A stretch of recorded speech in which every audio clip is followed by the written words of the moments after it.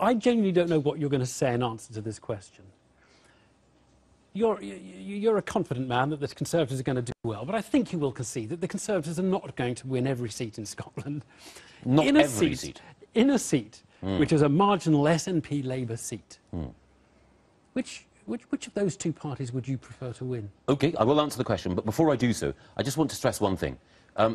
Firstly, it's a four-party system in Scotland. Indeed. And that means that there are some seats, for example, like Edinburgh South, which the Conservatives could win, even though they're not in pole position at the moment. And the reason why I mention that is that the consensus that's emerging tonight is that Ruth Davidson was the standout winner of the debate. So the first thing I would say is, if you believe in Conservative values, if you want David Cameron in Downing Street, and he's more popular in Scotland than Ed Miliband, vote for him. The other thing, though, I would say is that I would never vote for a separatist party, and I would not want to see them succeed. So you would slightly prefer, I mean, two second-best choices or two least bad choices? Yes. The least bad would be Labour, because they are at least a Unionist party.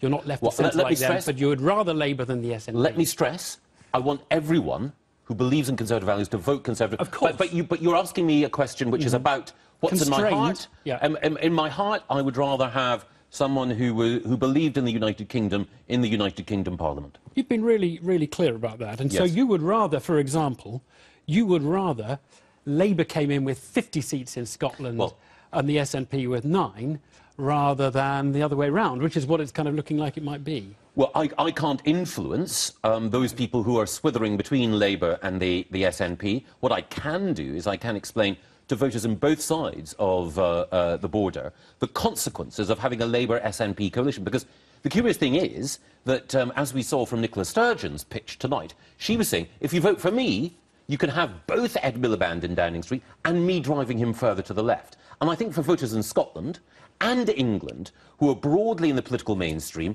that's a lethal cocktail. They wouldn't want that. And there is an opportunity in this election to vote Conservative in a number of seats in Scotland and to win. It is the case, for example, that in two of the seats the Liberals hold, we're actually more strongly placed to win than the Liberals are, and we are the principal challengers to the SNP. Right. Now, the reason I asked you about which side you're on, and you've been very clear you'd prefer Labour to do better than the SNP. The reason I ask you is there are a lot of people who think your party is actually, in its actions and in its words, subtly supporting the SNP in Scotland and making life difficult for Labour.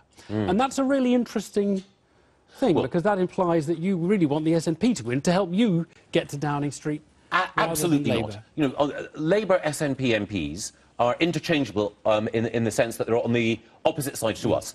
You're not going to get Labour MPs or SNP MPs supporting David Cameron in Downing Street. In that sense, we're not trying to big up the SNP, but last week we had to acknowledge the uncomfortable truth that Nicola Sturgeon did well in that debate. That's what I was going to ask you, because you didn't have to big her up, but you were all coming out and saying, oh, didn't Nicola Sturgeon do well? I suppose Nicola Sturgeon did it. I mean, come on, you know very well that was making life difficult for Ed Miliband. Ed Miliband made life difficult for himself. As we say in Scotland, facts are shields that win a ding. The fact is that the SNP did well in that debate, in the same way as they did badly tonight. I think the consensus is that Ruth Davidson won, Jim Murphy came second. That's the critical consensus. That's my take. But to reinforce the point, at this election, I think it's important that we spell out to people that the consequence of an SNP-Labour coalition would be not just further movement on the slippery slope to separation, but also more taxation,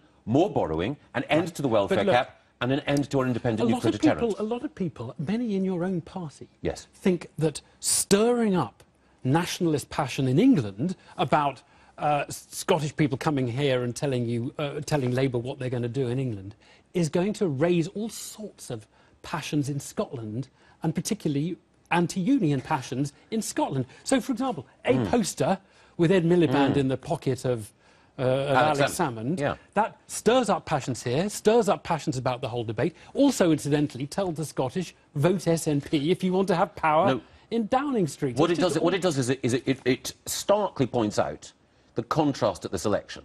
A coalition of chaos if you've got the SNP and Labour together versus David Cameron. And I don't think anyone can say that David Cameron is playing fast and loose with the Union. When he put his reputation on the line in the referendum campaign, campaigned throughout the course of the lifetime of this Parliament, in order to protect the United Kingdom. I don't think there's anyone who can say that David Cameron, George Osborne, myself, William Hague, other members of the team are anything other than dyed-in-the-wool Unionists. That's why I'll be campaigning in Scotland during the course of this election campaign, because I want Conservative candidates to win. OK. Well, anyway, look, you've been really clear that you want Labour to do better. You would vote Labour rather than SNP if that was the choice given to you. Can we talk about the campaign more generally? Are you happy with how it's going? The Conservative campaign I'm talking about, the national campaign, not the Scottish one. Yes, I am. I'm a qualified optimist. Right.